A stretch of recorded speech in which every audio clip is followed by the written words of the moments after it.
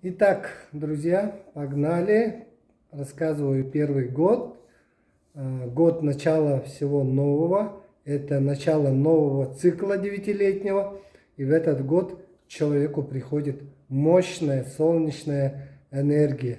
Это энергия, конечно же, лидерства, это энергия решительности, когда человеку нужно принять что-то новое и внести в свою жизнь совершенно новое течение, да? Человек может начать новую главу своей жизни. И поэтому рекомендуется в этот год, что там можно, новый бизнес начать, новый дом начать строить, новые переезды, себя обновить полностью, там гардероб и так далее. Все новое. Энергия лидерства – это когда человек что делает?